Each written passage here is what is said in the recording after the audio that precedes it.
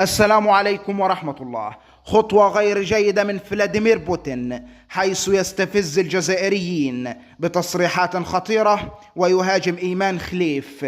وأول رد وتعليق جزائري: الجزائر خط أحمر.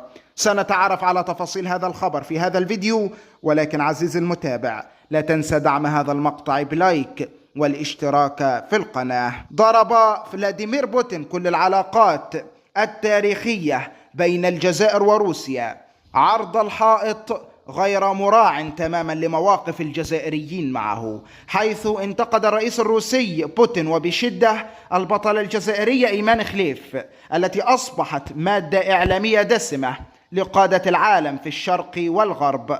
وانخرط الرئيس الروسي فلاديمير بوتين بشكل مباشر في الحملة الإعلامية الدولية ضد الجزائر، مستغلا البطلة الجزائرية في أجندته الدولية ضد أمريكا وفرنسا.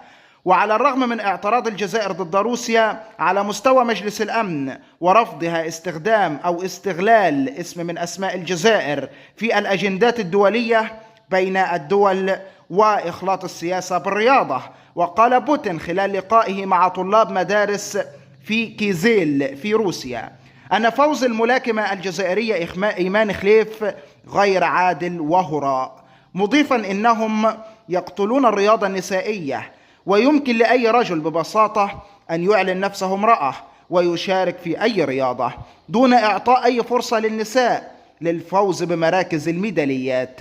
وعلى الرغم من أن بوتين لم يذكر إيمان خليف بالاسم، إلا أنه كان يقصدها بشكل غير مباشر، معيدا بذلك ما كان ممثل بلده في مجلس الأمن قد ردده حول الملاكمة الجزائرية، وردت عليه مندوبة الجزائر وبكل قوة. شاركنا رأيك عزيزي المتابع، والسلام عليكم ورحمة الله.